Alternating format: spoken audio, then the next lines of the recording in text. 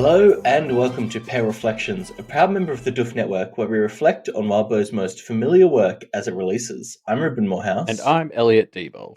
And we are back to talk about the new arc of Pale, one after another, starting with 10.1 and then 10.A. And then, wait, this can't be right, Elliot. 14.12? Yeah, I think we skipped a few accidentally.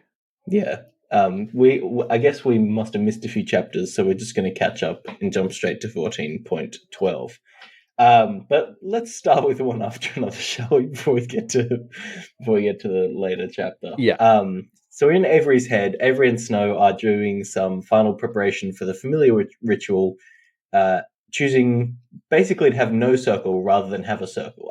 I mean, I guess the theme of a lot of this is what conventions can we break in this familiar ritual?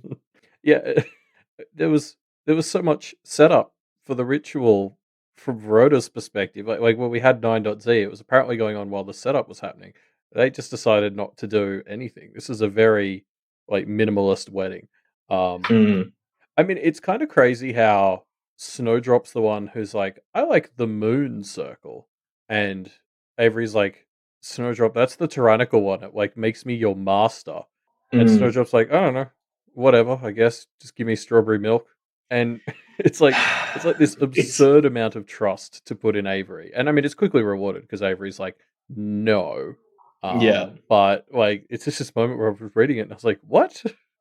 Yeah, it definitely gives a bit of weird vibes, doesn't it? It kind of made me question this entire thing to an extent. Like, obviously, this is something everyone wants to do to extend Snow's lifespan, and Snow is obviously kind of on board with that, I guess. And she's also sort of reached their age because she's aging so much quicker than the other Kenneteers. It's like, it is a kind of cool time to do it because if you're going to tie their lifespans together while they're about the same age, seems like the time to do it. Yeah. But it might be worth examining the idea that Snowdrop is kind of just going along with this because Avery wants to do it. Like, first of all, there might be a point that Snow is too, in air quotes, young. I would say kind of like mentally underdeveloped, I guess, to consent to this at all. Or even just kind of more subtly, Snowdrop thinks she might want this, but what she really wants is just to kind of go along with things because Avery has suggested them. Like, I don't know. I'm not at the point where I would get upset at Avery for this. And Avery is obviously doing a lot of like confirming that this is all what Snowdrop wants and confirming that they're doing things in a way that is chosen as much as possible by the two of them. But it does kind of just feel like Snow's being like, yeah, whatever, let's go along with this, which is just giving me slightly weird vibes. Yeah, it doesn't feel like she's taking it as seriously as she maybe should be. Yeah. Yeah, I don't know. I think you could definitely make that argument if you needed to. I agree. Yeah, I don't know. I don't think Wobber would have Avery do it if that was the case because she's usually pretty good at looking out for that sort of thing. No, I agree. So yeah, I don't know, but I see what you're saying. Like, there's absolutely something there. I mean, there's a comment by Jude which sort of lightens the mood after this weird moment with Snowdrop where she doesn't take it seriously, where Jude's like, you guys are weird, and then they just make fun of how he's dressed, which is a bit of a theme for the chapter. The Garrick's dressed weird. We'll get to the Garricks a few times, I think, this chapter. Yeah. But I like a lot of these decisions that they make. Like, the idea of not having a circle is such a great expression of like, I think we first called it out when Avery had this idea of doing the ritual on the paths as like such a great way of not over enforcing the Avery aspect of Snowdrop. Like, we want to acknowledge that she's more than a part of Avery. She's like part of the paths. And so literally not even drawing a line between themselves and the paths is like drawing both of them into the paths in a way that is like Avery giving as much as she is, sort of tying Snowdrop to her. She's also helping tie Snowdrop to the paths. It's just cool. Yeah, I think it's good, and again, something that Avery is doing to make sure that Snow has like an equal claim to their relationship, which is good stuff. Yeah, even if Snowdrop is apparently not unconcerned with that. Yeah. I mean, yeah, it's something that started to jump out to me yet, and I don't feel like I have the second half of this like to tie it into a cohesive thought, but like at the start of this story, Avery was so obsessed with places, or so obsessed with people and belonging and like her relationships with people, and she shifted more and more into just being worried about her relationship with spaces. Like Ken is Mm, equipping her with that pin that tells her how much she belongs in a place. Obviously, she ties herself to the paths here. I don't know. I guess with her whole revelation about being somebody who like is arrivals and departures, she's almost shifted herself more to being the person who can be where she needs to be, not with who she. I don't know. I don't know. I, I don't feel like I've taken this idea anyway, but I'm just noticing this trend in that like Avery was always a traveler, but it's like there's been this shift in focus to her making sure she belongs in places. mm, yeah, yeah. Like I guess like spoilers for Crazy Ex-Girlfriend. I guess here for people who haven't watched that, but like I always You liked how should that watch it. It's ended. a great show. Mm, I always liked how that show ended because it was like the moral of the story was that Rachel needed to stop throwing herself into relationships and fix herself first. yes. And like when Avery started, I think we actually talked about the ending of that show like in arc 2 because it was sort of like this feels like the obvious place to take someone like Avery. Um which sort of means Wildbow's probably going to do something more nuanced than that. And like I think it's interesting how Wildbow's maybe just reframing her around not valuing herself by Romantic relationships. yeah, and by other Mm. people's opinions as much. She's learning to yeah, I guess tie herself to places and you know, understand her relationship with where she is, not who she's with. Yeah, it's interesting because obviously earlier on in the story, a big thing for Avery was this kind of revelation of there's nobody for you in Kennet, right? Mm. But it really that seems to really have taken a back seat in the story recently. I wonder if we're going to come back to that and kind of close it out with Avery kind of realizing that's not really a big deal. I don't know. Yeah. Yeah, it'll be interesting to see. Um I kind of feel like she already has realized that, but it's not the kind of realization that she's like voiced or anything. yeah, yeah, I'd agree with that. Um Also she doesn't swear Snowdrop to the seal, which again is just like another nice little moment of how much we're respecting Snowdrop because like how would Snowdrop work with the seal with her whole always saying the opposite? Like, Yeah. would it like either she just still get to do that and it would be sort of fine, or you know it'd like flip her around and sort of take a core part of her identity. Um, Although I suppose it's up to Snowdrop whether it's a part she wants to hold on to. But I guess Mm. my favorite thing about this is that's not even cited as a reason that Avery doesn't want to put Snowdrop on the seal. Like Well, that's a very utilitarian reason, which I think is something that Avery's not really considering, well, it's right? a very specific to Snowdrop reason. Like, I think that like Avery's thought here is the seal is being used in bad faith, and it's like we don't want to lean into something that doesn't seem to be working anymore. And it'd be very Mm. easy to then also say, oh yeah, and like with Snowdrop, how's it going to affect her contrarian nature? And then that makes it a much more like Snowdrop specific problem with the seal, whereas like we don't address it because it's much more like the seal as a whole is broken, and like who gives a shit about Snowdrop's particular thing because it's still wrong anyway. Mm. Mm. Yeah. Like in a way, it almost means more that it was someone like Snowdrop, and we still didn't bring up her specific interaction with it. Mm. Yeah, interesting. Yeah, I wonder. I wonder what would happen. I mean, I guess it's just not a consideration because swearing Snowdrop to the seal isn't ever going to happen. So we'll see. Yeah. Um, I just kind of want to point out as well because we're here doing the kind of doing this familiar ritual with everyone kind of gathered around being friends. It's just so much fun having all these people here hanging out. You know what I mean? Mm. Like, this is the biggest combination of Avery's, building connections with making friends with people, and it's just so joyful having this big group interacting. E.g., there's a moment where Liberty has a water pistol while Cherry Pop is like crying and carrying onto her ankle.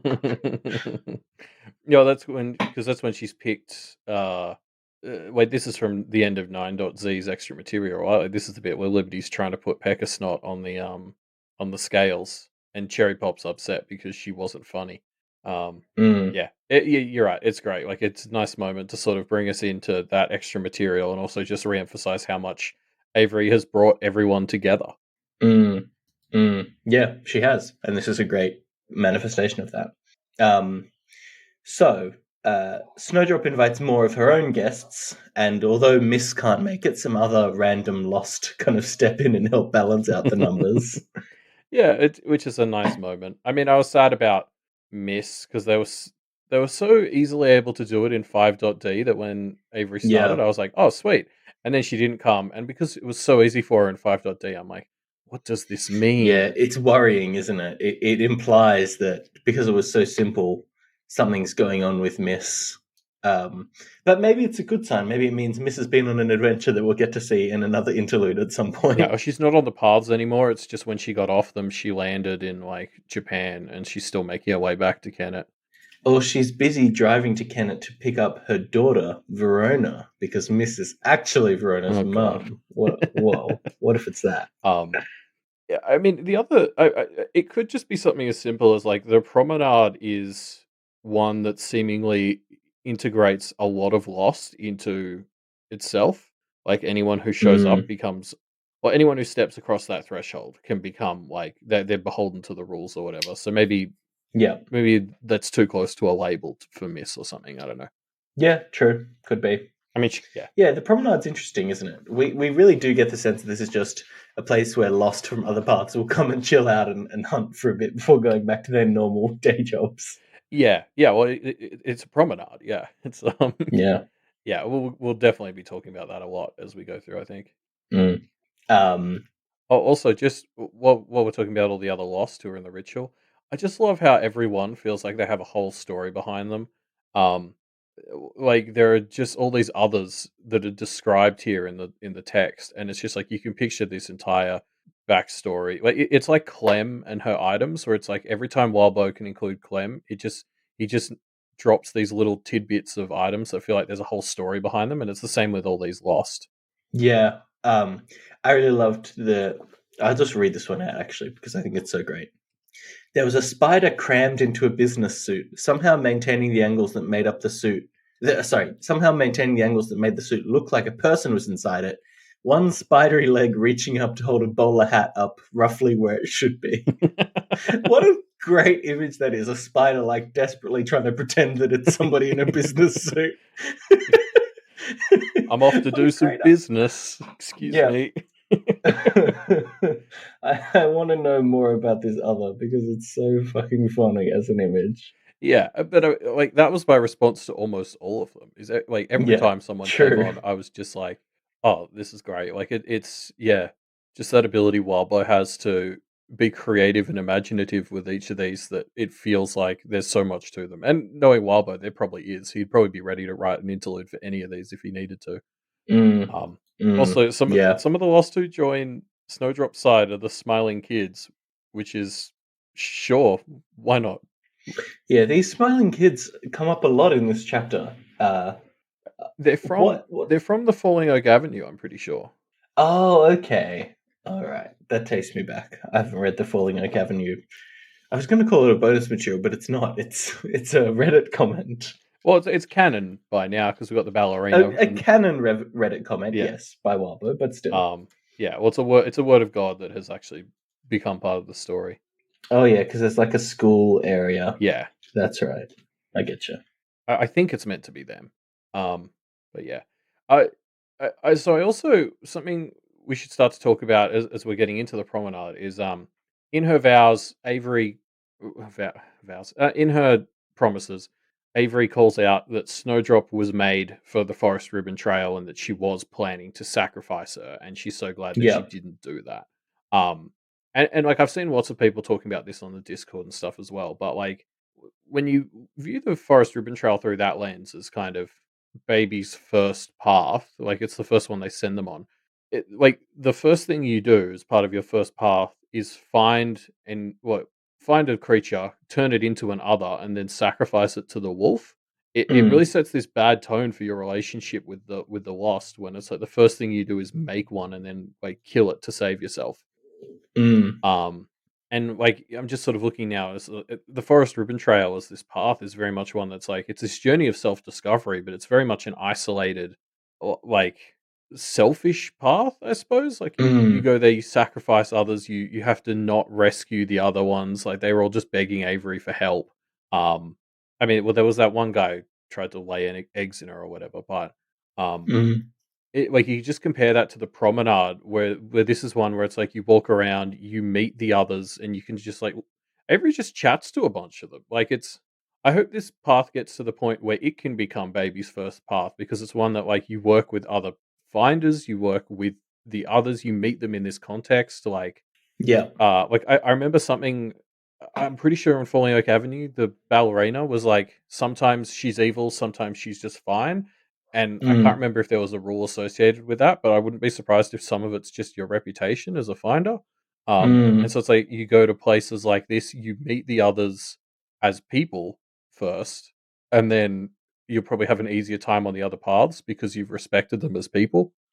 Yeah, I think it's interesting to think about the idea that the Forest Ribbon Trail as like the first path for a finder really sets the expectation for new finders of you go there, you make an other that you explicitly sacrifice. Like others are tools that you can use to get ahead in your paths, Yeah. right? That's the moral of that Well, and the other story. ones are either tricksters or they're the wolf. Like, Yeah. on the other side, it's saying the ones who aren't under your control are going to be trying to trick and sabotage you and hurt you. Yeah, but rather than have the promenade become the first path, I think if there's a way to consistently depower the wolf and make it less of a threat, having the Forest Ribbon Trail become the first path where you go in there, you make a boon companion, and then you don't sacrifice them, you keep them as your like companion. Imagine how great of a first path that would be for finders of like this is a path about creating and forming a long, like a solid relationship with an other that you will then have as your companion. Like a light kind of familiary ritual that's a bit more friendly. I think that would be a great way to get finders on the right path, so to speak. um, yeah, I still would think you could start with the promenade and then move into this journey that turns Mm. into self discovery, and you leave with a lifelong companion. Yep. But I just love the idea of the promenade being first because it's like it's respecting the lost as kind of Mm. people much more because it's like before you start exploring their land, you go to like the closest thing they have to like a central home, and you sort of meet them on much more their turf, the community turf, and like you have to go with other finders. I mean, that's the other thing as well, is like this is much more of a team based path from the finder's perspective. So also just if Mm. you're gonna rope your kids into being finders, go somewhere you can go with them for the first time. like this is just a Mm. parenting tip for all you finders out there. Yeah. Yeah. It's true. It's a good point. It gets them off on the right track. But yeah, and again, like the promenade, I think we said this way back when it was introduced in the 9.3 extra material. It's such a perfect path for Avery, just as this person who is so obsessed with understanding, like, or connecting with people and treating them as people. It's like, and one that's built around cooperation and teamwork, which are big themes in both of these next two chapters. Um, it's such a perfect path for Avery to understand instead of the Garricks. Mm. Yeah. Yeah. I agree. Um, so we cut ahead to the actual start of the path. Avery and her husband to be Jude are watching his cousins kind of start their explorations, and I guess it's worth us touching on the thought of like the fact that this chapter jumps back and forth a bit, at least in the first half. We're cutting back to the ritual and ahead to the path, so that they're kind of happening concurrently Yeah, we're cutting like back to and us. forth. Yeah. Yeah. I'm curious why. I'm trying to think like why did Wildbow decide to do it this way? I mean, like my gut reaction would be he was worried that the familiar ritual would be a bit too dull to carry an entire part of the chapter by itself. But I strongly disagree with that. So I don't know what it could be. My thinking is that most of the familiar ritual parts are short cutaways, and I think they sort of directly inform or map to what's happening on the path at that time. Um, like obviously, we go from planning the familiar ritual and starting it to Avery planning her trip on the path and starting it. But then from there, it's like each little segment of the familiar ritual we get sort of has its own little theme of what Snowdrop and Avery are promising to do with and for each other, and then you can kind of see that mapped onto the next part of the path.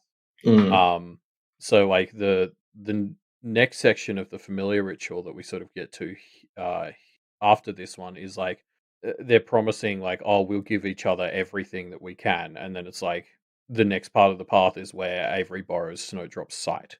So it's sort of like I think there's Mm, like little connections between like it's like showing us how what's happening in the familiar ritual is going to actually practically apply to what the two of them can do.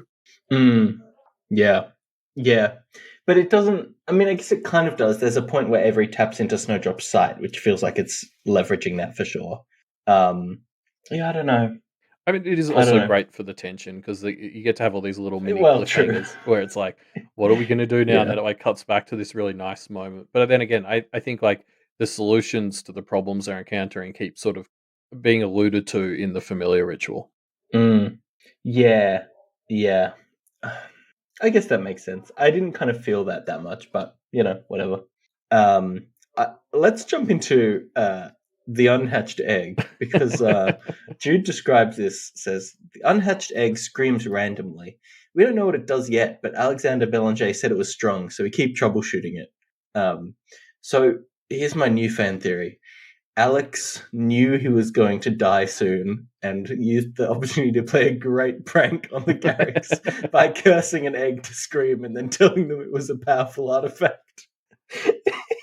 Like, yeah, again, this is another thing. Like these items that the Garricks have, again, like that, just this creativity Wabo has to build up, like this whole thing. Like, yeah, I'm sure this egg captured everyone's imagination, like yours, because it's just It's like. just Well, it's ridiculous. also It's it's an so unhatched silly. egg. That's what most eggs are. Like, it's such a weird description for an egg.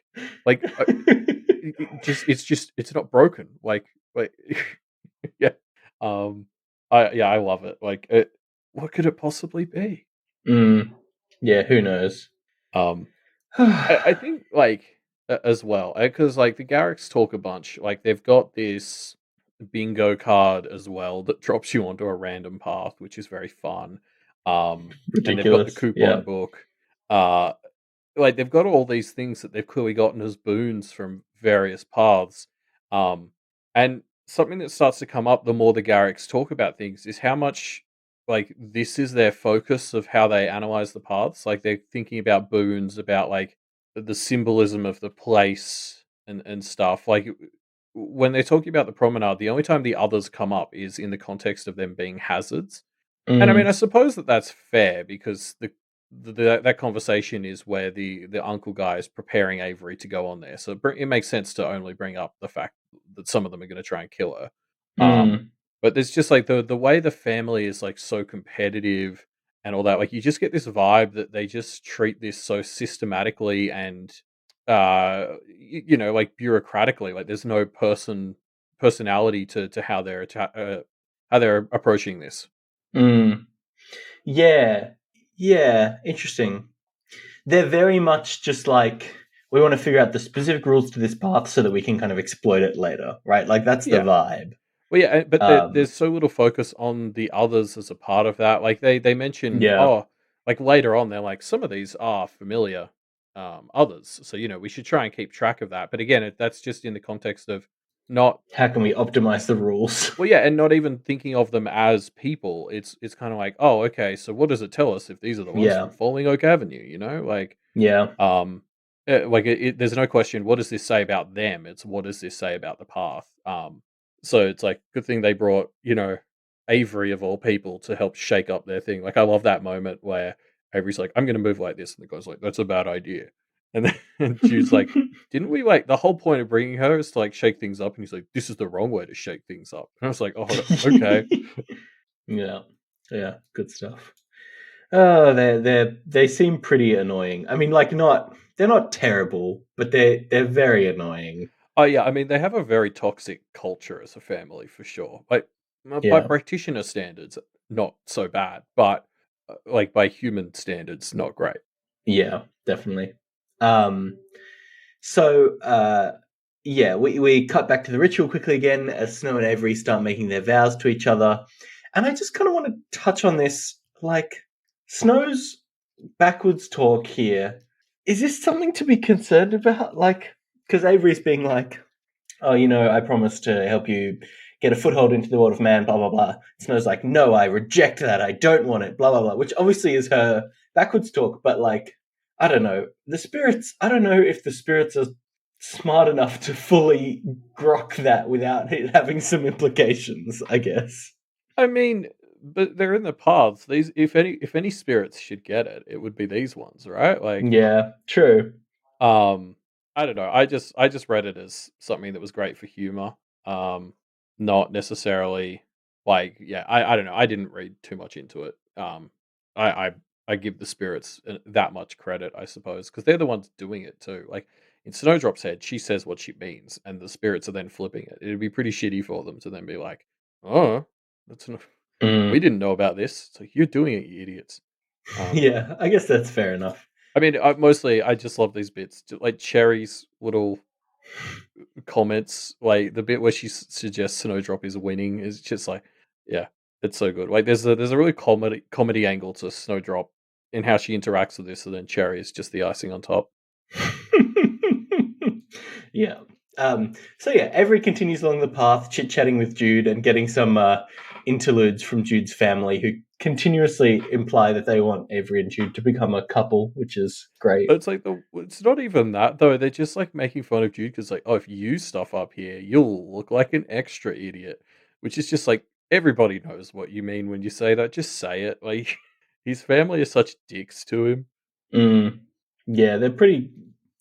Again, they're just annoying. They're just like they're like they're like Saul's mum, right? They're caricatures of terrible family, but in a very believable way. Well, I think the reason Jude and Avery are actually becoming such fast friends is because it's not dissimilar to Avery's home environment in a lot of ways. Like this way that everyone has to fight for everything. Like the family set up. Whoever stuffs up the worst gets this shitty bingo card that might throw them into a path randomly. Um, like everyone's teasing and like attacking each other verbally, and it's like that's just very similar to Avery's home life, and I think that's why she gets it. Like Mm, she's able to just kind of have his back very easily because she's been on the receiving end of this from like Declan and Sheridan and shit. mm, yeah, yeah, Like I don't know. I've been saying this since 4.1. I don't like Jude. Like he's obviously a bit of a dork, but he's a nice yeah. He's guy. nice. Or Yeah, no, I he's like not him nice. too. He's a good guy. He's not mean. I don't know. No, I think a lot of people wrote him off because there was that moment in 4.1 where he tried to hit on Avery. Um, but he pretty instantly just like started being friends with her after she said she wasn't interested. I Yeah. like him. And I think I like that these two are becoming friends because I think they've got a lot to connect over. Because they're both kind of the shit heels of their shit families. Mm, yeah. Definitely.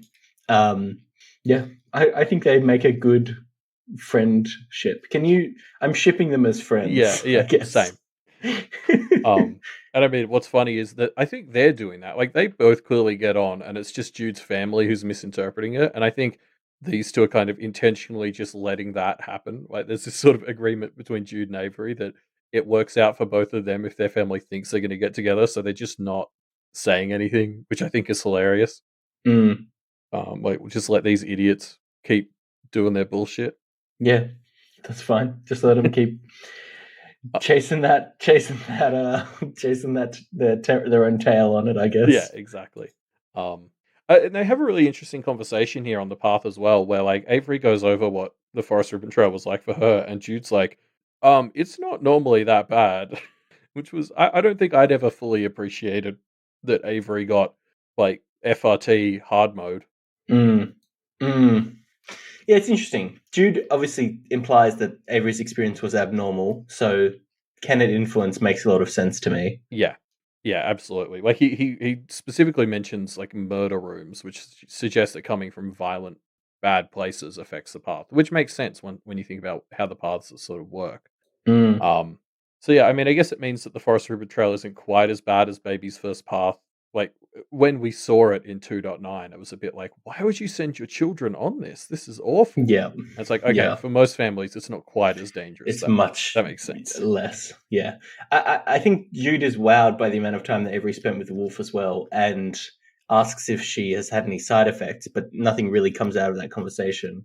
It, do you think the wolf showing up here is the side effect? Like they are more connected, so the wolf can just quite easily show up at places like this? I think that is a thing. Like I do think the wolf part of why the wolf was able to show up was because of Avery, and we'll get to that when she does probably.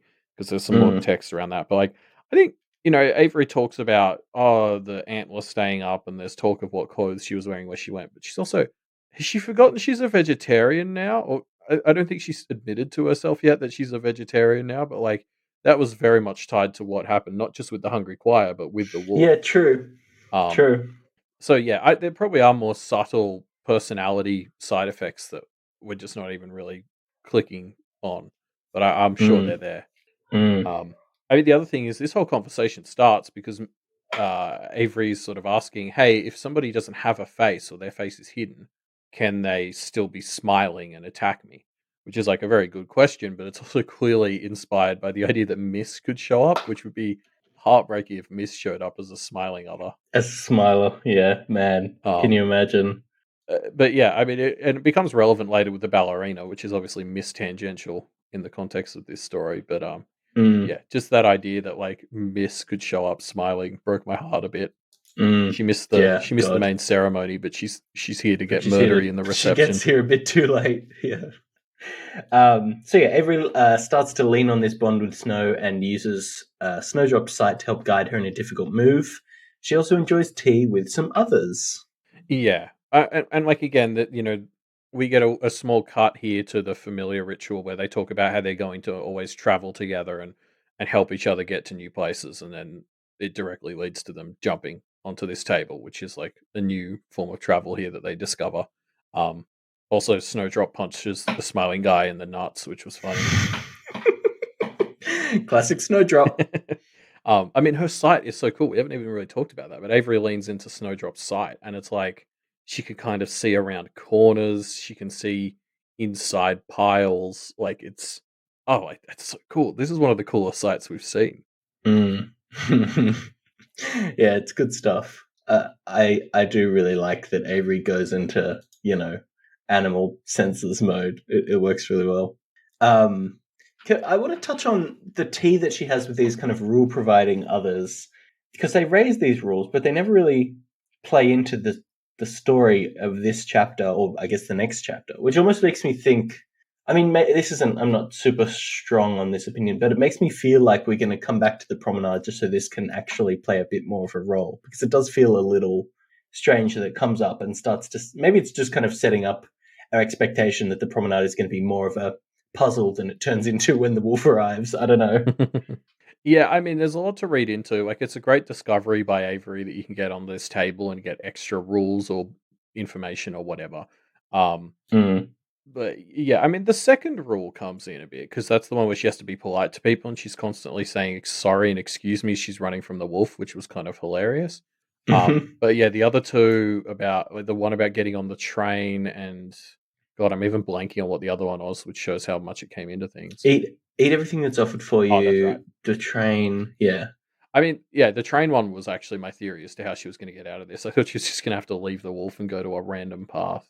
Um, That would be pretty funny. But like okay, there's nothing to support this theory, but I'm gonna choose to believe that the you have to eat whatever you're offered, and then she gets offered this nice tart. Is like because something that happens is she jumps up on this table, and the first thing she does is like apologize to the others, which you can tell I don't think any of the Garricks would have done. No, of Um, course not. but Avery gets up and she's like, "Oh, I'm sorry," and then they're like, "Oh yeah, we really loved your ceremony," and she's like, "Oh, thanks," and like engages with them as people, and then they're like, "Yeah, sorry, but we do now have to do the whole rule thing," and so maybe they get to influence that a little bit, and so they made the last rule just something nice, like, "Oh, here, have a tart."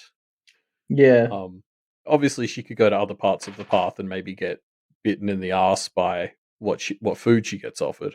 Um, yeah, but yeah, I'd like to think that maybe these tea drinking others were trying to throw her a bone. yeah. Yeah, interesting. Yeah, I could see that. Also, An example of Avery's connecting with things being, you know, being a boon to her. yeah. Well, it's interesting. So because the others are sitting or something, they don't have to move. I'm unsure why these ones were immune. Yeah, I don't know. Maybe because they're part of some kind of rules that Yeah. exist. I guess. Yeah, because obviously they mentioned the stalls don't really count as spaces, which is why we didn't even touch on the gardener who like gave Jude and Avery some free samples. Um, Mm. Yeah, I don't know. Like, I just as an aside, I do love how like the humans have to rest for 2 turns out of 6, Mm, but the others don't. It really sort of sets this up as a place that belongs to the lost. mm, yeah, yeah. They're intruding upon this space. Yeah, It's interesting. I mean, I wonder what because the promenade is a recent discovery, right?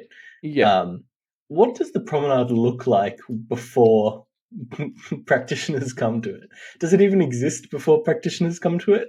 If so, is it just a place where lost kind of pass by each other and have tea sometimes? Like, Yeah. I don't know. Is the promenade effectively the like staff break room for others on the path, and now practitioners have just kind of started infecting it?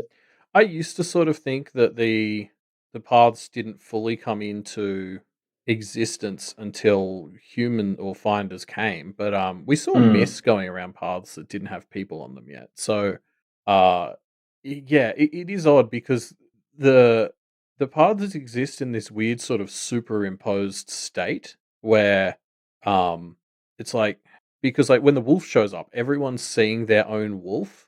And so it's like what does the wolf experience existence as? Like, does the wolf yeah, have I its own know, right? self-image of itself? Like the paths have to be the same. Everyone is viewing these paths sort of like I think when they all come in together, I think the overall path kind of looks the same. But like you know, whenever somebody goes to the forest ribbon trail, it looks very different to the last time, and it's got different others, and it's sort of like Yeah, they feel pulled into existence. But yeah, does this core part like when nobody's on the forest ribbon trail, is the wolf just chilling? Like, yeah, you're right. There's questions around this. So like the promenade's the same. How much did it exist before? I think the way the paths work, it sort of existed, but how much were its rules in part defined by the fact that the Garricks found it? yeah, yeah. I wonder. I don't know. I wonder if we'll get that question answered. Maybe when Miss comes back, we'll get a bit more of that. I think it's an interesting question. Yeah, Um, yeah. anyway, to get out of a tight situation, Avery pulls a cool trick by jumping up onto a bridge and getting away before seeing the blue ballerina and going to talk to her. I love how she taps into Verona's sight too. Um, just because we got introduced to these gates, and it was like, that's so cool. You can use other people's sights. Why aren't people doing this all the time? And of course, Avery does because she's not an idiot. Whereas, like, I love how the Garricks are sort of like the second she runs into trouble, they're like, "Oh, so you're going to leave then? Like, pull the escape rope?" Mm. And Avery's sort of like, "No, I just want to work out the problem. Give me a minute to work with other people. You know, you could try it for once, you idiots." Um, and it's such a great manifestation. We talked about this with Alexander's whole thing where he borrowed people's sights with the bird guts. Like Avery uses this to get help from others and get their perspective, and like she ruminates a little bit on Verona's personality when she sees Verona's sight, and it's like whereas Alexander just used it to like betray people. Mm. It's such a perfect tool for Avery to have. Mm. Yeah, no, it is. It's great. It's very Avery in a way that I really like. Yeah. Um, I also think another very Avery moment is the one where uh, Jude is weirded out by her deciding to talk to the ballerina because the ballerina has murdered a lot of finders, but Avery's just like, well, you know, she's a friend of a friend. Yeah. Let's go hang out and chit chat. Yeah, yeah, and Avery's like, "You're cool, right?" And the ballerina's like, "Yeah." It's such a badass moment. Like, I love it's something we already talked about. Like, this chapter is constantly setting up, like making Avery look like the biggest fucking badass to the Garricks, particularly to Mm. Jude, who's getting most of this information firsthand. But like, yeah, it's like, oh man, I saw the wolf for a couple of minutes, and it still gives me nightmares. And Avery's like, yeah, man, I was trapped there for 13 hours. Big same. And she's like, what? And then yeah, I love those moments in stories where characters just get to talk about their normal lives and it makes them sound like an absolute badass. It's a great trope. It's Mm. great for somebody with self confidence issues like Avery to get to do it in particular. Yeah, it's very fun. And then there's this great bit of foreshadowing where Jude says, "Yeah, but would you get close to you know what if it wasn't smiling here?" Which is again great foreshadowing. Yeah, yeah, Um, so yeah, the ballerina starts howling, as do others, and it sounds like something is coming. The wolf arrives, cutting off the escape ropes. yeah. And so interestingly, the ballerina does sort of say Yes. the wolf is here because of a rule. I of a mean, rule, e.g., honestly, a punishment for them doing something wrong, seemingly. yeah. I mean, Avery needs to work on how she asks questions like this. She keeps asking like compound questions and stuff, and it was very like it made it harder to understand the ballerina's responses. But Yeah. yeah, yeah, it's interesting. Like you mentioned earlier, like I think the fact that Avery is so connected to the wolf and they're clearly not done with each other felt like it had to be a factor in the fact that the wolf was able to show up. But like, what would that rule be? Mm, Definitely something to keep in mind. I'm almost positive we're going to be coming back to the promenade again in this yeah. story. Yeah. Uh so that's going to be something to keep in mind. Is can her and the Garricks figure out what the fuck What made caused the the wolf wolf to come? show up? But, Yeah. like, again, the fact that Avery came from Kennet again, like, we talked about how that fucked up the Forest Ribbon trails. Like, the fact that her and a bunch of other people, like, I don't know how much this only applies to participants, but, like, at least her and some of the others in the waiting area, if they count, they all came from Kennet. So things like the wolf showing up, that smiling kid being around the corner, like, these are all little things that feel like the same thing that affected her Forest Ribbon trail run coming back. Mm, yeah. Yeah, definitely. Yeah, well, I guess we'll see. I don't know. But yeah, this chapter kind of jumps up obviously a lot when the wolf gets here. Yeah. The wolf is a great antagonist, has been on Avery's mind this entire story, and it's so good to have a run in with the wolf that we'll get to next chapter. Yeah, I mean, obviously, a lot of people have said this is a very video gamey path, and the wolf has big final boss vibes. Like, just Mm, in every way, she's sort of set up. Like, all the other evil others are celebrating her arrival or their arrival. I'm unsure what pronouns we should be using for the wolf. I think they, them. yeah, who Um, knows? but yeah, I mean, I have to ask them to clarify, but I don't want to because I'm worried they'd kill me. Um, I think, I mean, it depends on whose wolf it is, right? So we could just kind of use any pronouns, I think seems Yeah, appropriate. yeah, that's fair. Um, but yeah, no, it's like we'll get into this as we see the wolf more in action next chapter. But like, it's such a perfect final boss, not just for Avery, um, but like because it like well, we've already talked about the promenade is so perfect for Avery because of everything it stands for. So the wolf as an antagonist for Avery also makes it the perfect antagonist of like the promenade. Like the promenade is the social place where all of the others are gathering and like working together, and the wolf comes in, just starts killing random lost. It's like trashing the place, like it's ruining things for all of the other lost as much as it's trying to attack the finders. Yeah. um It's not it's not an other that's kind of working into this system. It's explicitly there to fuck shit up. yeah, like it doesn't obey the rules. It yeah, it's just yeah, breaking everything. Like it's so toxic, and yeah, it's everything that Avery and this path are kind of the opposite of. So it's like a great final boss vibe. Absolutely. Mm, yeah.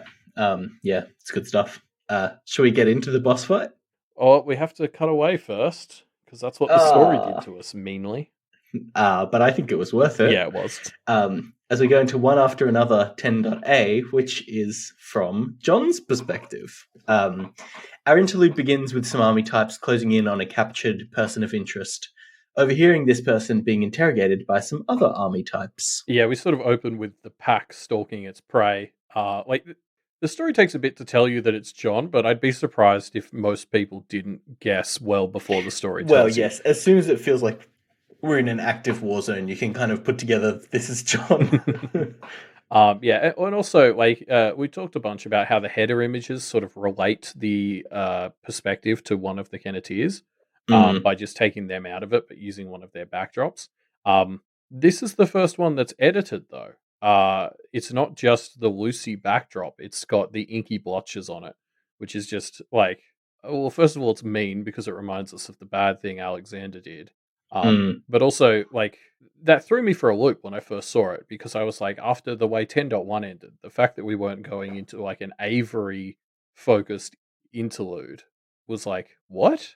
Um, mm, but it's very much like it. Like I think the reason Walbo felt the need to maybe edit this image when he hasn't done that in the past is because even though like John is much more generally associated with Lucy, what this chapter is dealing with, what John's talking about in it is very connection group focused. Like it's much more Avery. So we sort of edited the image a bit because it's like he's cut off a bit from Lucy, even though he's primarily a Lucy thing. And like it is a much more thematically, it touches a lot more on some Avery stuff than another John interlude might have. Well, I would even go so far as to say this chapter is kind of reckoning with what Alexander did to to kind of inkily sever the connections between Lucy and John, right? So Yeah. seeing the ink stained header is very much like this would kind of even be a Lucy style interlude, but for Alexander's fuckery. Yeah, exactly. It helps lean into the fact that even if thematically John ties in a lot more with Lucy, or Yeah. like he's been cut off from that now, and like yeah, I think thematically this does tie in a lot more with Avery sort of stuff because like John is so focused on the fact that or yeah, like cooperation and teamwork. Like he references Mm, the fact that he doesn't have a pack anymore. Like he thinks in terms of like that the dog pack metaphor once or twice, and I'm definitely going to use it a lot today. yeah. Yeah, Yeah. But yeah, so as soon as we figure out it's John, we kind of know that we're going to see some brutal violence. And this chapter really delivers. It's yeah, very horrifying watching the transformation of John from effectively a mindless killer to the kind of gentle dog that we know him as. This chapter, I mean, effectively starts with John starting to gain awareness going down that track, right?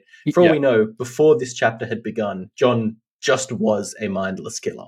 Yeah, and the prose shifts as he gets kills. Like Yes. like early on in the chapter, like the opening of the chapter is so factual. Like the snow was doing this; it had been doing it more often. Like blah blah blah, and Yeah. like Walbo puts in just enough color so that it still reads well.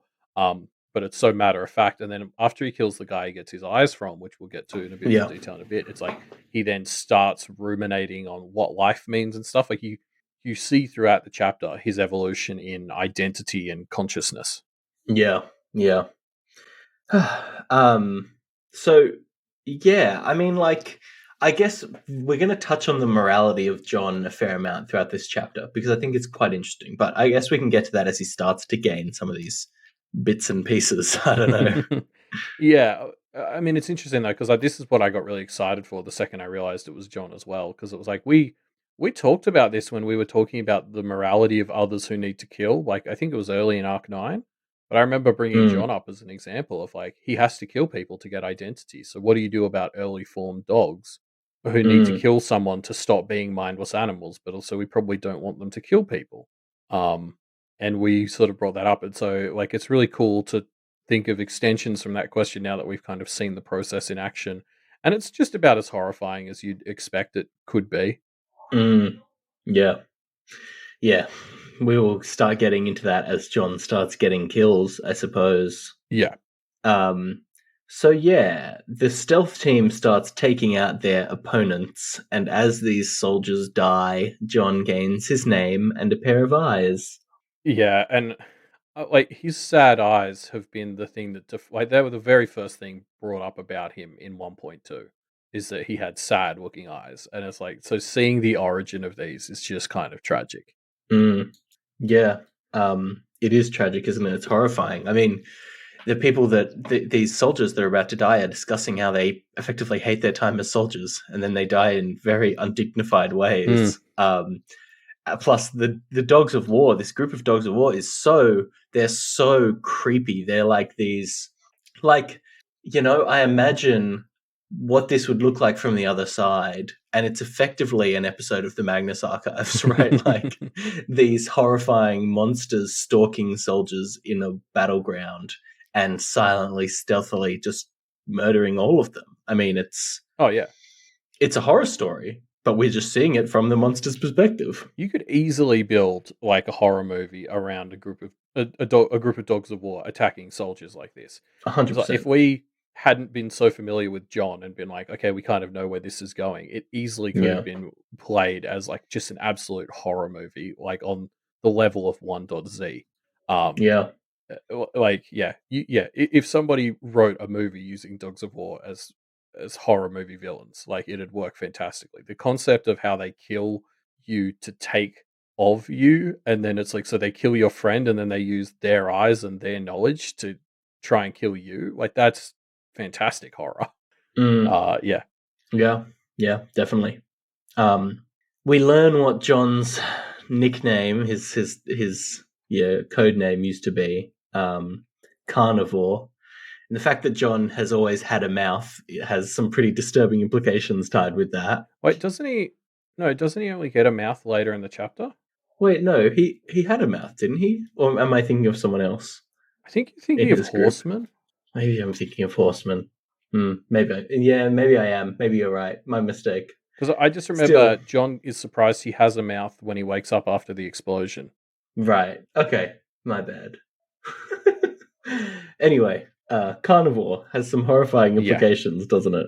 Well, yeah, it's so interesting to explore this idea that like before they are like granted pieces of identity by the universe, like this idea that the universe says, "Okay, good job with those kills, have a name." Um, before that, they try to give each other bits of identity to work together. So things like yeah, carnivore, like, and you can see like all of the ones who don't have their own names. So so many of their things are yeah these evil things like carnivore where Yulda gets a nice one like songbird, but for the most part um those with a lesser identity seem to get these more violent nicknames. Mm. Yeah. Interesting. I mean like I, well, something else I noticed I just wanted to bring up, like, so Angel here gets a mouth and she shoots the guy who she gets the mouth from in the mouth. mhm. And so, like, when it first happened, I was like, "Oh, John's gonna get like a heart from this guy." He should because he shoots his guy in the heart, and Mm, he thinks he gets the eyes from the guy because he gets that guy's sad eyes. mm, But like, and I guess like at first I was like, "Oh, that's just because he covered the eyes." So it was like because he covered them, they became what was important in the kill. But also, like, I don't know, the way he gets identity, the way the sadness of the eyes stay with him. I think like this is the moment where he starts to get like a conscience, I suppose. Yeah, interesting. He gets the heart of this person, A little bit, yeah. metaphorically. Yeah. Like, maybe And more than maybe he even. would've if he'd shot them, like, in the head. Mm, And again, like, it really emphasizes why he tried to shoot Alexander in the head, I suppose. You gotta get that headshot so you get their mad auger powers. mm, yeah. Interesting. Like, I Interesting. think the way they get the kill affects how they get the reward for it. Hmm. Yeah, I think that makes sense. And what they get from it. Yeah. Yeah. So a fight breaks out, and the dogs start to pretty easily slaughter the soldiers. John dies once and prepares to attack again before being put down, and the practitioner is freed, and that really turns the tide here, doesn't it? Yeah, yeah, pretty comprehensively. It's really cool seeing like how John's sort of immortality works from his perspective. Like he just doesn't function like a human. Yeah, I mean, I suppose we'll wrap back into this more at the end of the chapter because it's really what this chapter's talking about. But like, you can see here how he has no choice but to be stuck in this cycle because he can't escape it. He can't die. Yeah. And we touched on this like probably half the story ago. I remember we had a discussion about how John's story probably won't end with him just like doing the sacrificial play like Lucy was worried about because it's like Mm. that's a bit of a trope for the hero soldier character to die that way. And Yeah. in this chapter we start to explicitly set up even if he wanted to, and in fact he kind of does. That's not an He option for can't. him. He can't do the heroic sacrifice because he does it and then he just gets brought back so he can do it again. Yeah, if anything, the heroic sacrifice leans into him coming back. Yeah, Like it's exactly. he has to break the mold in order to change what happens, I guess. Yeah, and it's just so interesting. Like that's such an even cooler way of setting up what we talked about. This idea that him dying that way would be kind of tropey and boring. It's like Walbo is really establishing here. He that's just not an option for him. Mm, yeah. Yeah. So yeah, John wakes up to his compatriots being tortured and bound. Yep, because this practitioner is actually scary as hell. Yes. We I don't know. This practitioner is interesting. There's no moral victories in this chapter, huh?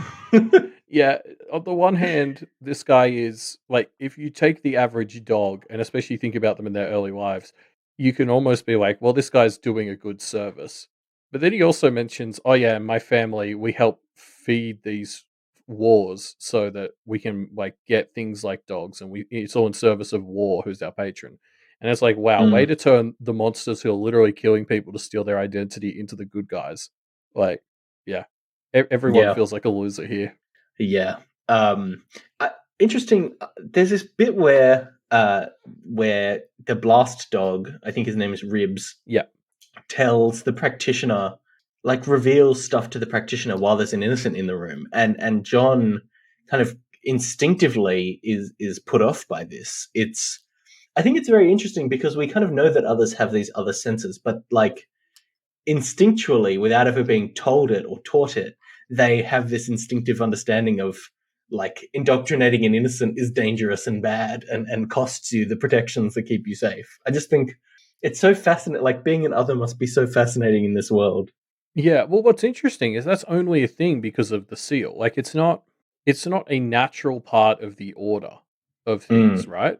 Like it is something that the Seal of Solomon said is the natural order of things, and then the seals just become so pervasive that that's kind of just becoming true. Like, mechanically in universe, I could see there being reasons of it's like, oh, because John and the dogs are like built up of innocence, like because they're built up. They're a Mm. mosaic of people. It's like, oh well, when you get built up of innocence, like people who were protected by the seal, that kind of you've just got a bit of a seal in you that way. But yeah, it's like this real statement on how like the seal has just become the default, and like yeah, like others are now having to be born with instincts about it because I guess like in a Darwinian kind of way, if they weren't, they'd just pretty instantly tank their karma and die.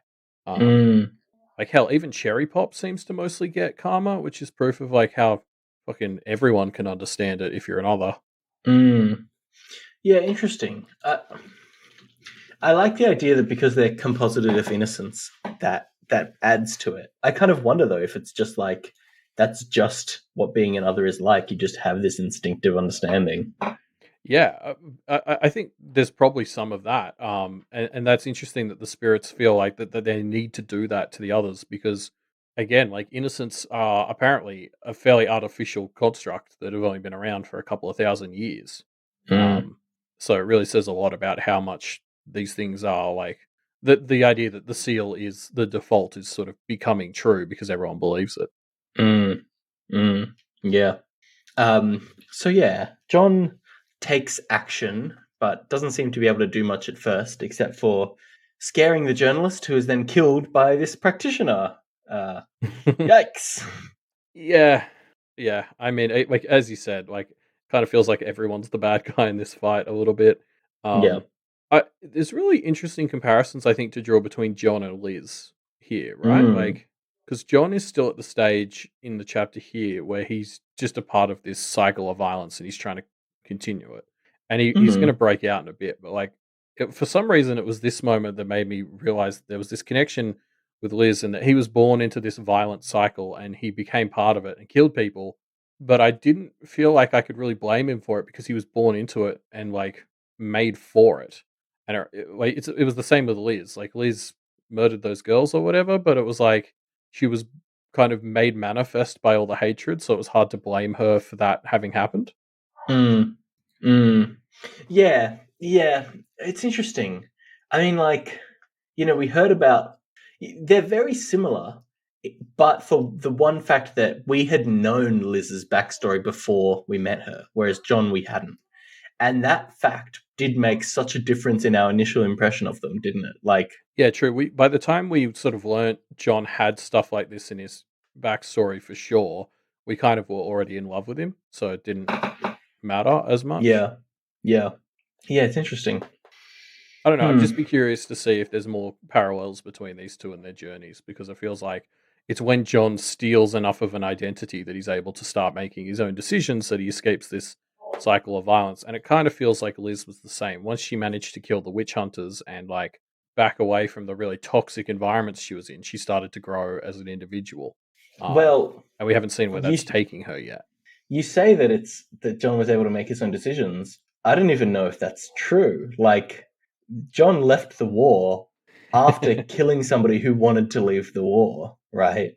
Yeah, Um, that's fair. That's fair. Let's John, let's yeah, save this we'll for get to the that in end a of the bit. We'll get to chapter that in a because bit. yeah, we'll Yeah, get yeah. to talk about this for sure. Yeah. Just touching on this practitioner thing a bit more. Just bunch of cool tricks up their sleeve. This Yeah. practitioner, um, except for the one trick that would have made a difference, which is not hunting alone. Yeah, I mean, it's a bit of a theme for the chapter, but like John is constantly going to be lamenting later how he's missing his pack, and this Yep. guy was alone, and that was it. I mean, that ended up being what killed him, kind of.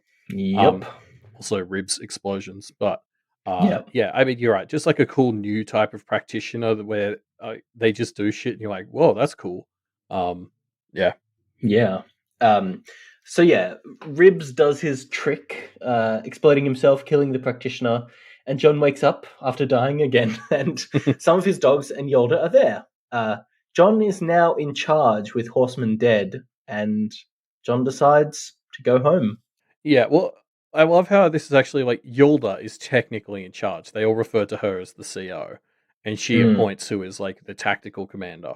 mm, And what I love about this is like it's kind of heartwarming that these guys who have been built of the components of the foot soldiers mm, do see like Yolda as the person who their responsibility ultimately goes to. Like it's like as the people on the front lines, they were probably doing this for the innocents and the people back home, like their children, their partners, whatever. And so like Yolda is kind of this group's stand-in for that energy. Like she is the one that ultimately they want to fight for. Uh and so she is kind of in charge, and she's the one who's just says, "Oh, John has nice eyes," which is like, no, he doesn't. Um, mm, but yeah, like yeah, it's just kind of heartwarming that they made Yolda in charge, and she gets to choose who actually pulls the strings or whatever. But like, yeah, I don't know. I mean, this is his mm. first instance of getting a leadership position, and yeah, I don't think it goes great. Uh, yeah. Well, yeah, I guess not. I guess we see him later and everyone else is gone, so maybe not. I, Yeah, he's ended up alone and having to kill the person he was swearing to protect himself. So but let's. mixed success at best, I'd say. The problem is, though, it. What is the goal of him going home, right? Because Yeah, these dogs of war obviously are perpetuated by being in an active war zone. And so when John decides to go home, that is a de escalation. Like, yeah. going to peace, what option is there for a literal manifestation of war other than fading away, right? Well, and that is essentially, I think, the main question this chapter raises is Mm, the second half of this chapter is very much John saying, "I need to get out of this cycle of violence, and I'm trying to figure out how." And we'll talk about that right at the end when the sable shows up and what I think that might mean. But mm, yeah, like absolutely, he wants to escape this cycle, and he's like, this is him. This is his sort of first attempt here, and we see it doesn't go great. He ends up having to kill Yolda himself because of his influence on her. Um, mm, but yeah, I mean, what's interesting is Yolda is really the one who gives it to him. It's a position of leadership he gets, but he didn't necessarily want. And it's hard not to read into that, given that apparently the same thing is about to happen. mm, mm. Yeah. Yeah. Let's go back to the thought of John taking from people he kills, because obviously we kind of knew that, but this seeing it makes it land a lot harder. But it's much more tangible than I thought it was. Like I guess we sort of found out Alexander he got auger powers because he killed him, but yeah, I just didn't quite process how much it was very much like you get a mouth because you killed a guy by shooting them in the mouth, you know? Yeah, and also, like, I think a comparison to the Composite Kid is an interesting one, because the Composite Kid exists as an amalgamation of the people that Yep, yep. were taken out from the Hungry Choir. But I think it's interesting to compare my gut reaction to John and my gut reaction to the Composite Kid, because I feel a lot more charitable towards the Composite Kid, because the Composite Kid wasn't actively involved in the murder of the things that combined to make them, right? Yeah. Whereas John is effectively the same. I talked about this. The John we know only exists because he murdered people who were scared and hated fighting, Yeah. right? Like, and wanted to go home. John, as we know him as a nice person, is nice because he murdered people who were nice. Like, that's hard to reconcile, you know? Oh yeah. Yeah. Yeah, it really is. Like it's that sort of thing. It's like, okay, if you've got a young dog of war, like John, even at the start of this chapter or before it, Mm, what do you do with them? Because, like, yeah, what are you going to I let don't them know. kill people so they can become a nice person? Like, no. But then on the other hand, I'm like, well, it feels wrong to kill them, but we know they have the potential to be a nice person. Mm, Yeah, so you're right. Like, I don't know exactly what the answer is there. Like, is it okay to effectively try and kill all dogs as soon as they're born? Like, that mm, doesn't feel right to me. But then also letting a species that seemingly has to kill in order to not be a mindless killing machine. But Mm. like he can't really abide that either. Yeah, Yeah. I don't know. I don't know. It's just oh god, it's weird. It's more confronting than I would have expected it to be. Yeah, really seeing it in action makes it hit home a lot more than like when we've talked about it in the past because it Yeah. feels more tangible now. Yeah. I think the other thing to mention from all this, I guess John mostly brings it up a bit later, but a big part of his motivation here for oh shit, we need to get out is Yolda got 11 kills, and he's realizing that being around all of these violent dogs is making her more of a killer, and he's like, we need to get Mm. her out of the war, and later on he and the wolf both connect this to his relationship with the Kenneteers, specifically Lucy. Mm. And I hate this because the evidence feels like it is there for John's internal statement of like where he thinks when I'm around Lucy or the Kenneteers or Yolda, I make them more violent. I bring more pain to them. I'm. It's bad for me to be around them. And it's like I hate that thought, but like the evidence kind of supports it. Like I hate this. Mm. Um, Yeah. like, it's just another layer of crushing cursedness to his existence. Like, not only is he now someone who feels a bit of guilt for his existence and he wants to escape this cycle of violence, but he can't be around others. Like, he can't form the pack that he wants to form because bringing people Yeah. in makes them worse, makes them bad things happen to them. Like, and he has justified reasons for believing that. Mm. Yeah. Yeah. Like, I hate it because it's like I don't want it to be true, but I think maybe I think it's reasonable for him to believe it. Mm. Yeah, I mean it is, and that's what's so sad about it, right? Like it's Yeah, very fair that he thinks that yeah. because it's true. Yeah, I hate it. Yeah. So yeah, we then come back into the present. John is observing the early part of the promenade stuff and kind of reflecting on Lucy and Bree. Um, Yeah. Speaking of heartbreaking. yeah, God, isn't it? Like, yeah. So John is just so full of like uncertainty. Like, really, the thing that comes across here is how directionless he feels. Yeah, well, he's trapped, isn't he? Like because he either is a part of this cycle of violence, he constantly escalates things, adds violence to the world, or he tries to fight that, but in the process dies and hurts the people he's around. Like he's either hurting people he loves or pushing them away, often both. Like he Mm, he wants people around him, but he can't have people around him. Like he wants his pack, he can't have one. He's stuck in this cycle that he can't escape without hurting himself or others. Yeah, like, yeah. It's just his life is such a curse. mm, yeah, yeah. It's horrible. It really is very sad. Yeah, yeah, Um, so yeah, John sees his wolf and decides to get involved. yeah, and like I love how this chapter just hypes up the arrival of the wolf all over again, like as if everyone sitting down to read this chapter wasn't fucking thrilled that this was happening already. It's like I think we knew it was a big deal to Avery because we know what the wolf means to her, but like seeing it happen here, everyone's like, "This is the shit we're saving Avery from." Like Nicolette starts to freak out, which is like she wasn't even there for that long, right? Um, Mm, like all the Garricks go on like full alert. Like it really makes the massiveness of the wolf's arrival hit you all over again. mm.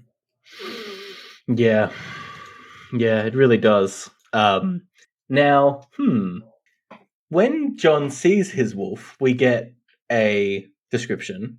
A man, 8 feet tall, ugly, long trench coat with a lot of pockets, carrying a cane, scraggly white beard all the way down to his navel, wearing a top hat with a card in it.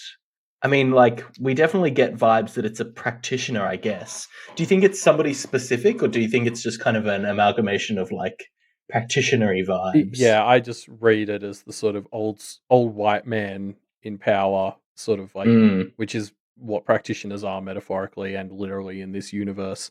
Um, yeah, well, yeah, that's what I read it as. Is very much tapping into these ideas of the practice and the way the system oppresses people, and this is like the shitty guy on top. mm, Yeah, I don't know. Like it's interesting. I feel like the wolf. The more we see of it, the more it feels like the wolf represents. don't know. I can't quite nail it down. Something like self doubt or fear or something like it seems to choose these forms that are specifically designed to invoke fear in people. And then obviously, like when you think about what it did in the Forest Ribbon Trail, it was like the final boss of that path. That was like a journey of self improvement. So this idea that it's like everything that's kind of holding you back or something. Like Mm, it also feels like this manifestation of all the people's toxic tendencies. Like it tries to it tries to sort of poke and prod John and Avery with like the most toxic parts of their self doubt and stuff. mm, So I like some mm. manifestation of the way fear can hold you back or something. I don't know, Yeah, or hold you back and make you hurt others. yeah, yeah. Interesting. Hmm. Yeah. God, this whole chapter, it's just so. God, I just feel so bad for John. Like, Mm. okay, another thing that happens. Um, there's a moment where John is wanting to get involved and almost asks Lucy's permission to do that. Uh, and Lucy says, "No, I can't take on that responsibility." And it's just they're just such a good pair, and I just want them to be closer and get past the stuff that is putting them apart. But it's just so not good. I mean, this chapter almost explicitly says it's never going to happen, right? Yeah, yeah, I think so. Um, yeah, the bit where Lucy's like, "Are you sure you should go?" And he's like, "Tell me not to, and I won't." And then, ah, yeah, Mm, um, yeah, it just hurts. Like every time we see him and Lucy, it's just like, oh fuck, that would have been so good for them. I think, although John has his reasons for thinking him just being apart from her is good, but yeah. mm, Oh, him wishing for it and just not getting it. It's just this, yeah, another layer of cursedness of his existence. mm. Yeah, I think I yeah. remember us saying in like arc 2 or 3 how John was one of the examples of others who had like the best livelihoods. It was in the context of like discussing whether Verona should turn into another. And it was like John's kind of the best case scenario. And the sad truth is that kind of still feels true, but like shit. Like Mm. they get such a raw deal. Yeah, yeah, I mean, they do. Uh, okay. So John has some interesting interactions with this wolf, right? The wolf addresses John by name, and it scares him. John is initially kind of running in to attack the wolf, but gets scared. The wolf is one of the very few things that gives pause to John, and so he runs away, kind of trying to into the wolf, but never really getting any serious hits on him. Yeah. And like this starts to get very action heavy, so we'll be like jumping forward in leaps and bounds. But I do just want to quickly say before we get into that, like I fucking love how epic this fight is. Like yeah, like the wolf is tearing the place apart. John's running around diagonals shooting shit. Like it's a great action scene. Mm, yeah, it's good. It's very strong, and putting it through John's lens of like needing to perpetuate this cycle of violence is powerful. Yeah. There's this bit where John's wolf says, "I won't kill you, Mr. Styles. I'll break you and I'll own you," which is just like horrifying. It's Like, awful. what a Yeah. terrifying insight into how scary practitioners are to others. Yeah. Yeah, you're right. It's really leaning into that imagery. Um Mm, Yeah. So I'm just still just trying, like, yeah, yeah, the wolf, like fear. It's like people's worst fears, and then how they let those control them, or like, turn them into destructive habits or something. It's just what it feels like it's doing here. mm, mm, yeah. um, God, yeah, it's just I don't know. The This entire chapter just makes me so sad for John. I know I've said it a few times. Yeah, yeah, Um, so Avery pulling out, demonstrating how much of a badass she is, yells out to the wolf to distract from John. "Does it bother you that you didn't get me? You had me for that long and you had to let me go." So gutsy. yeah. Again, she continues to come across as an absolute fucking badass, Mm, like, taunting the wolf. Like, yeah, what a hero. yeah, it's great. So yeah, we get another flashback from John, flashing back to when he had to kill Yolda, one of the only previous times that he has been indecisive. Yeah, because things had been looking so upbeat for John until now. We really just needed something to crush all our hopes and dreams at this point. Mm, mm. This is really tears at your heart. doesn't it? Like, God, I love John so much.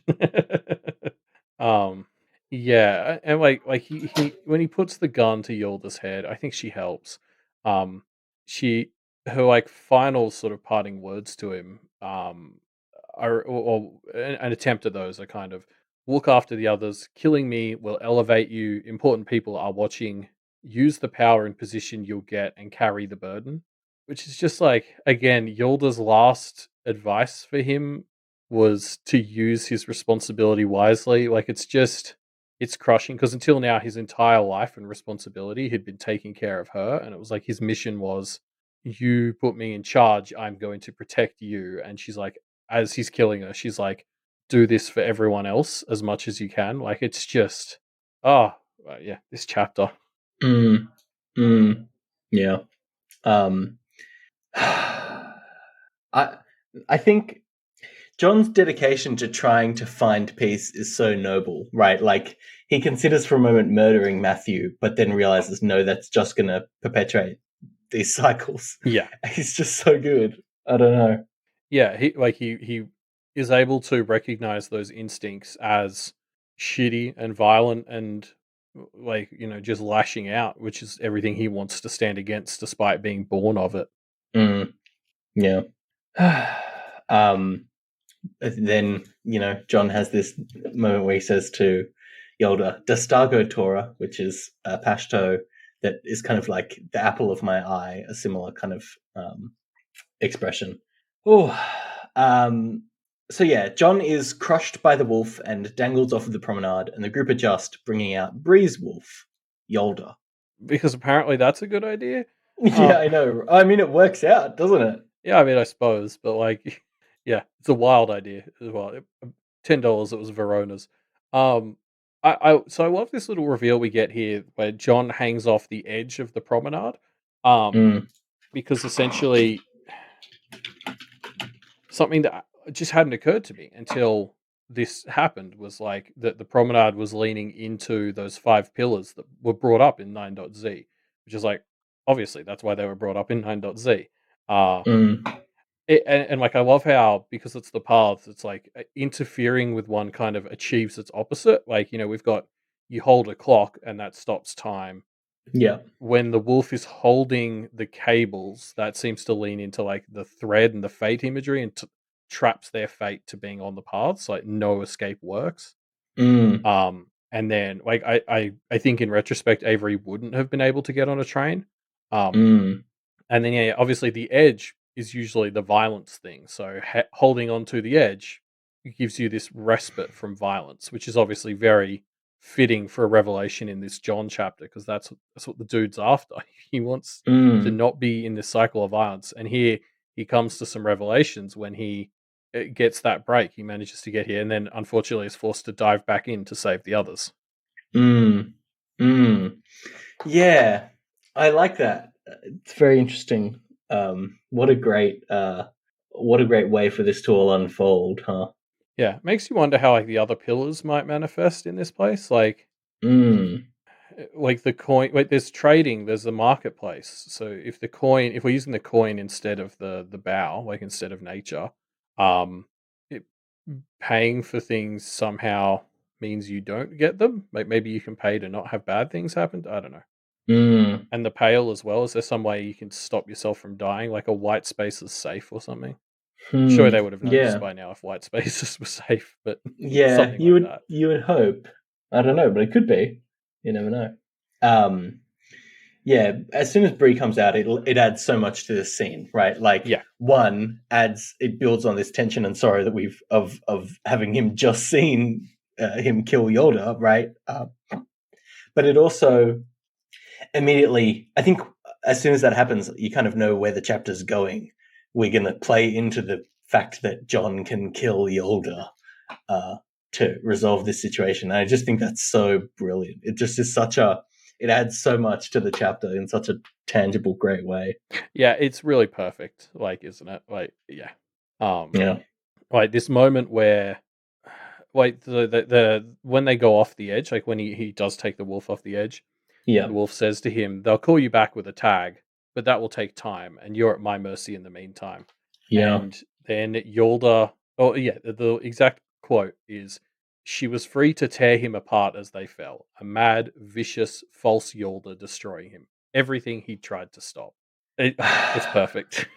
Yeah, my quote that I love from this is, uh, the as the false Yoda tears into him physically, also of course tears into him emotionally, Yeah. saying, "This is what you are. Either you'll be a sacrifice, or you'll perpetuate the cycle of violence and loss. Whichever you do, whatever you do to those girls, they'll cry and they'll lose more innocence, more childhood. The closer you are to them, the more it will take from them to lose you, and all for causes you care nothing about." Oof. Horrifying, horrifying. Yeah, like, because do you remember when the Forest River Trail was first set up? This was like in the rules. It was like you will agree to spend time with the wolf, but not remember it. Yeah, And it was like people who do remember it, come out real bad. yeah. And it was John like doesn't have that option, does he? no, and you can see that now why. Like the wolf just expresses all of your innermost, like all the shit you try to bury. Like God, can you imagine the field day she'd have with Verona? Yeah, Because she just confronts you with all the shit you won't let yourself process, basically. yeah, Um, what a fantastic villain. yeah, 100%. Um, so yeah, John is eventually recalled by the Kenneteers, and they have a brief moment together before John is found by the Sable Prince for a checkup. Um, yeah, I just kind of want to take this opportunity to say fuck Alexander again. Yeah. Because Lucy and John would be familiar another if not for Alexander. Having said that, it is the best way for the story to really give the middle finger to Alexander, to say that his decision to sever Lucy and John was, enacted by having her see John kill him, which is a real classic monkey's paw Oh yeah. wish by Alex. Yeah, that's sort of the one silver lining on this Yeah. cloud. Um, although again, like, as we touched on this, and as the wolf brought up very helpfully, like John being around Lucy, like I mean, Lucy having this realization that she didn't want to pursue violence and stuff is all tied to Alexander dying, which is all tied to her being severed from John connection wise. So it's like, again, it just feels like more evidence for this idea that the closer they were getting, the more violent she was going to become. And her having these moments like choosing to ditch the knives and stuff is because she's not as connected to him. So it's like, it just continues to hurt because there's this idea that actually this was, in a way, a good thing for Lucy to not be tied to John. And I fucking hate Mm, that because it would be so good for John yeah. to, yeah, Yeah. this chapter's so cruel. Yeah. So then, of course, we get to this bit at the end where John and the Sable Prince have a moment and make reference to a bargain that they have between the two of them. Yeah. And of course, this is specifically here to start getting us to think about where John's allegiances lie. I mean, like, It's it's obviously the it, Sable. it's blatant tinfoil bait, like, is what it Yes, is. 100%. Obviously, the Sable Prince wants John to take the Carmine Throne. Is the implication there? Yeah. And John seemingly is asking for something in exchange that we don't know what it is. Maybe bringing Yoda back to life is kind of what is implied by the chapter, but it seems to be far from certain. Do you have any theories what this is, Well, Elliot? I mean, what's like, yeah, like this feels designed to make you start getting all conspiracy theorist on it. Mm, But really, this didn't tell us anything we don't know. We know John is the choice for the succession. We know that he has some agreement to make things more palatable that he doesn't want to talk about. So like it's like all this moment really does is it's the book being like, you should still be tinfoiling about that thing from before. Um mm, but yeah, like I don't. And so yeah, for me, this is just it's the same question as what the hell did John mean by they will make the job more palatable for him? mm. Like, is he going to uh, like are they going to remove Kennett from his jurisdiction so that he doesn't have to worry about being close to and hurting people anymore? Or like I don't know, the thing I kept coming back to is the big theme of this chapter for me was that John is trapped in this violent cycle and he wants to escape, but for him he can't. Yeah. And like becoming the Carmine seems like the opposite of escaping that cycle. Mm. So how can the judges help him twist the role into something where he is actually escaping it? Yeah, I don't And I don't know. we talked about this the other day, but like I was briefly wondering if are the judges setting it up so that it'll sabotage the Carmine role, so there just won't be one, and they can split that role? Like Sable can take it under his wing or something, Mm. or yeah, I don't know. I have no concrete ideas. It's just it feels like it's going to tie into. John refers to getting this job as like getting his dues at one point. So like I feel like the plan might relate to him having a way to escape this cycle. I just have no idea what that could look like because that seems so antithetical to what the Carmine role is. Mm. Yeah, I don't know. Yeah, it doesn't seem to track, does it? Yeah. So I have no ideas, but I'm continuing to be fascinated by this plot thread. Yeah. Because especially like this, I suppose the big thing this does imply to us is that in the context of the finale, like setting up this war over the furs, we've kind of viewed it as like, oh, the Kenneteers will be versus team like Edith and the other culprits, and then we might have Crooked Rook and Toad Swallow and whatever. And Yeah. John and the judges have almost been written off as non-entities, like, oh, they're just going to Yeah. do this and we will counter it, and that will be the end of their story. And this is the first sign that it's kind of like, no, okay, these guys are communicating. Maybe they have contingencies. Like, I've always just seen the judges as useless fools who don't do anything. But like, I guess this actually raises the point now. It's like they might not be as pushovers by the book nonsense as a crew as maybe everyone's written them off as being. Yeah, they're not necessarily just going to sit in the background and let other people handle everything, you know? Yeah, they've made out like they're going to, but maybe that's not fully accurate. Yeah. Yeah. Yeah, I don't know. We'll see, I guess. Like, I suppose, the Carmine culprits are essentially trying to undermine. Well, actually, no, I was going to say they're trying to undermine what the judges represent, which they wouldn't stand for, but they didn't seemingly give a shit about Bristow, so I don't know. Mm, mm. Yeah. Anyway. Um, so, that's the end of the main chapters. Let's get into our bonus material, shall we? Which is 14.12 Far Cry. Now, if anyone doesn't know, or is listening to this late, we should point out this was a chapter that Wildbow released for April Fools. So it's very ridiculous. Actually, sorry, we really should clarify as well. We should have done this at the start of the episode. One of our Oh, most yeah. recent things was We. also an April Fool's. Yeah, I forgot about that. Our the end of Power Reflections episode, that was also an April Fool's gag. So, our show's not going anywhere, folks. The Yeah. plans for the end of the show that we mentioned are back on. Um, yeah, I just really wanted to bring that up because it seemed like a lot of people were thrown by the fact it came out on March 31st and didn't quite realize it was a joke. And usually I don't want to explain those things, but it felt necessary for this one. And yeah, so sorry, sorry for throwing you all by putting it on March 31st, but also you've all been tricking me on April 2nd for years. So just saying. Payback. Yeah. Yeah. So don't worry about it. Everything's fine. Yeah. You don't need to worry about us getting cease and desist letters.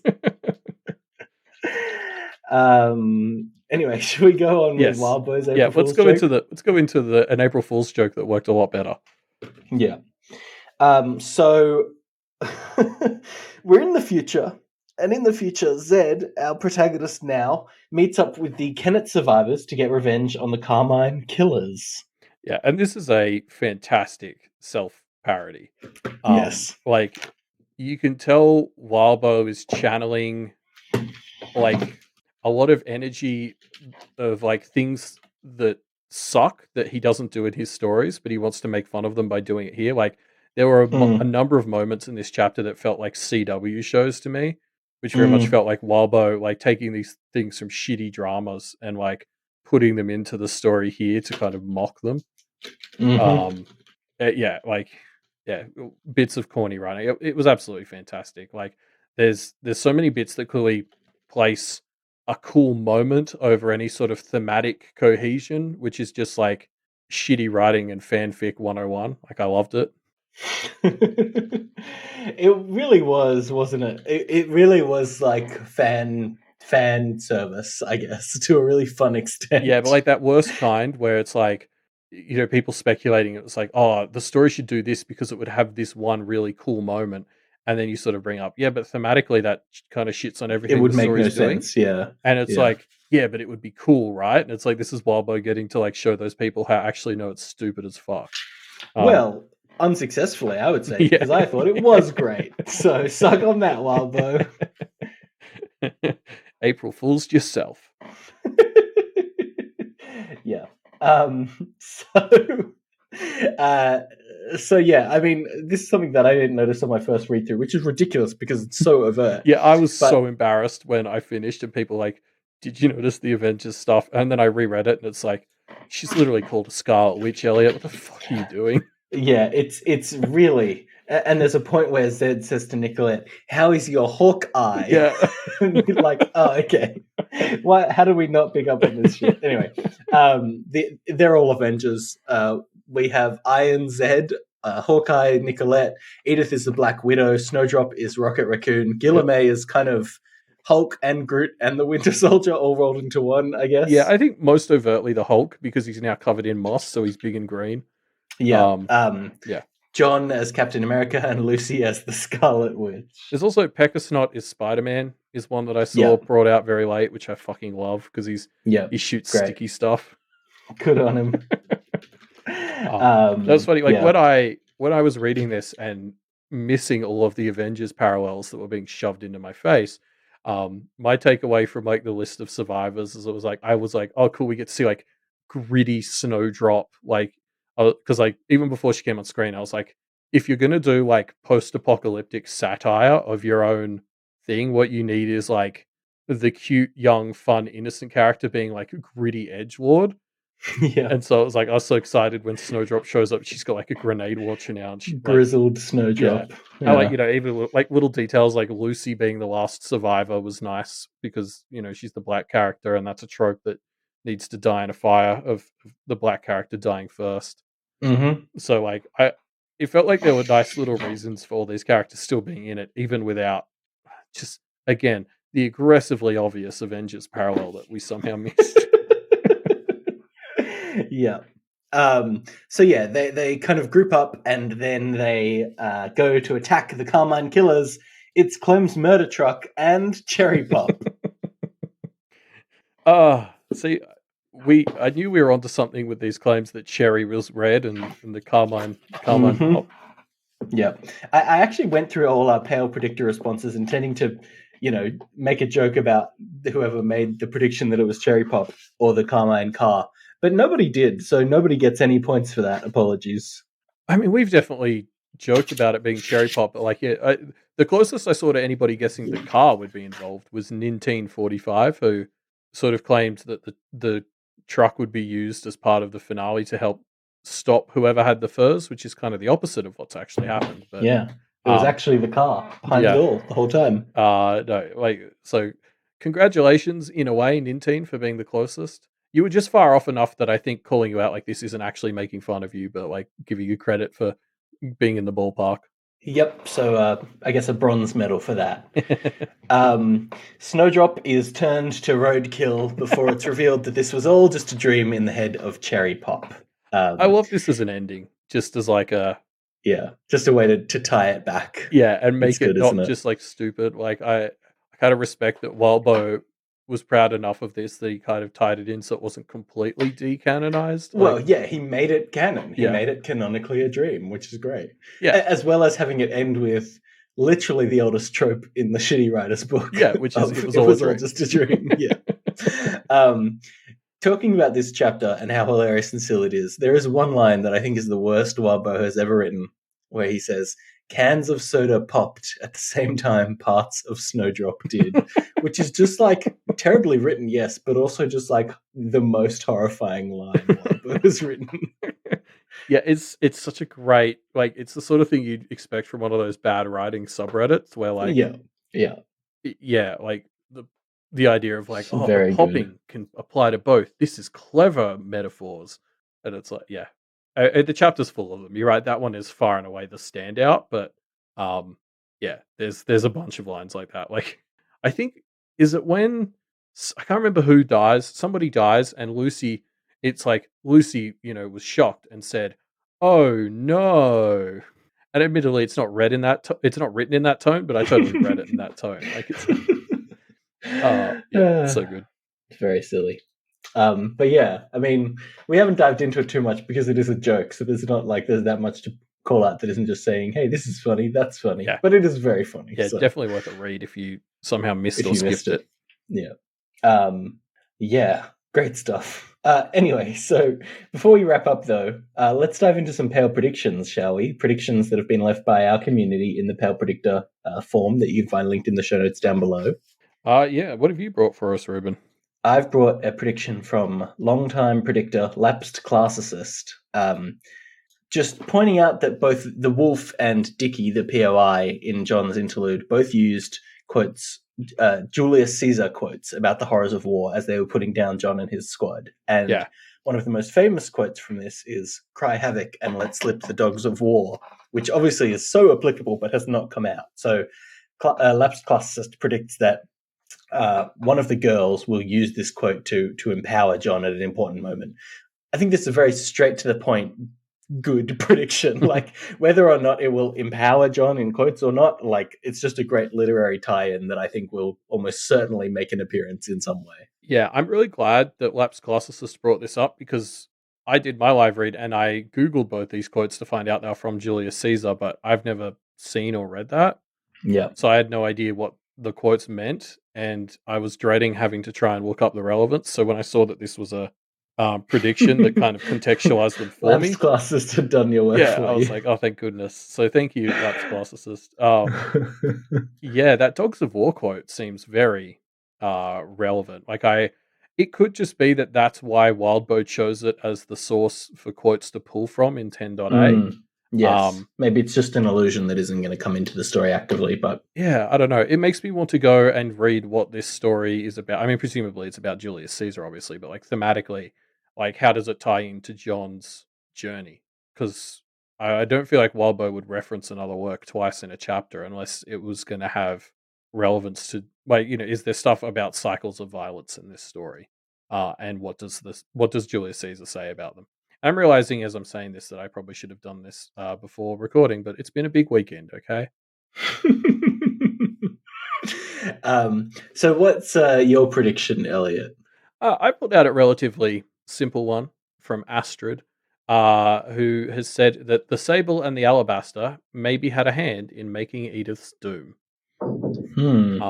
And I largely pulled this one out as well, just because, like, one thing we actually haven't talked about yet is the fact that when John kills Yalda, we do see who was there in Kennet when this happened. And Mm. something that ties into Snowdrop's tiny fans theory that we talked about at length a couple of weeks ago is Edith is not there. The girl by candlelight is. Yeah. Um, so this does seem to have been pre-Edith, which fits into that theory about how John might have, uh, set up Edith to die. So Astrid's extra point that Sable and Alabaster might have had something to do with that is definitely an interesting one, Mm. particularly since the girl by candlelight and Edith are so involved in all the Carmine bullshit. Like, Mm. yeah, this is one where I don't know if I buy it, but it led me to think of some really interesting questions, which is why I pulled it out. Yeah. Yeah. I like it. It's interesting. Hmm. I think without going into it too much. Actually, no. Never mind. We. I think this is an interesting one, and I'm sure we'll have more to say about it in the future. Yeah. um, but anyway, that's the end of our show for this week. Yep. Don't forget we're running a discussion question. We've already got some fantastic answers for that one, but if you still want a chance to get yours in, you can head into the Reddit thread for this episode or the last one and answer what you think the next steps are for Verona's home life. Yes. Looks like there's a chance we'll see that this week. I mean, it looks like Avery's shit's all wrapped up in a nice little bow now. Mm-hmm. Wolf defeated forever. Check. Yep. Check that box. Um, Cross that off. Easy peasy. yeah, so yeah, we might get to see some more of Verona's stuff this week, but either way, let us know what you think the next step should be. Yeah, definitely. You can leave that answer in our discussion thread, as mentioned, which will be linked in the show notes down below. You can also, in those discussion threads, just chit chat about the chapter or this episode in general. Why not? Mm-hmm. We're on Twitter. Just search Pale Reflections. And Mm-hmm. yeah, that's where you can find out all sorts of things like how the show's still running, when the episode's coming out, all sorts of fun facts.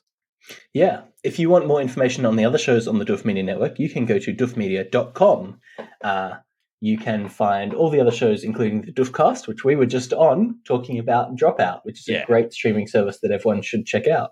Yeah, I had a lot of fun just chatting about all the great shows on that network for an hour. Yeah. Don't forget to check out in Comparison while they're just getting started. So if you've read Pale and not Packed, now's the perfect time to get into it. Yes, actually, one other thing worth mentioning is we also just did our game club on Blue Fire, which you can check out on the Media MD YouTube, on the Doof Media, YouTube channel. But that also means we are about to play Disco Elysium this month. So if you want to join in that, you can head to the Discord by going to doofmedia.com/Discord and joining the community and joining in for kind of play along streams, discussion about the game throughout the month before the stream next month. Yeah. And if you enjoy these Doof shows, you like the quality and stuff, well, that's all only possible thanks to our Patreon, patreon.com/Doof Media. If you subscribe at the $10 or a month or above per month tier, you get bonus content. So Matt and his brother just released their latest show, which is like actually intellectual and stuff. They talk about real topics like quantum and shit. So if you're interested in some of that, go check it out. Yeah. While you're on Patreon, why not head over to Wildbow's Patreon at patreon.com/Wildbow, because he makes all this great Otherverse world for us to play in. So, check it out and reward him for it. Yeah, I mean, without that Patreon, we wouldn't have learnt about Cherry Pop and the Carmine Truck being the very villains. true. Yep, we wouldn't have got that little teaser for the end of the story. But yeah, thanks for joining us, folks. We will see you next week for the next, presumably, chapters of One After Another. It would be a short arc if... yeah, the wolf appears, they take care of it, bada bing, bada boom, let's move on. See you, folks. Bye.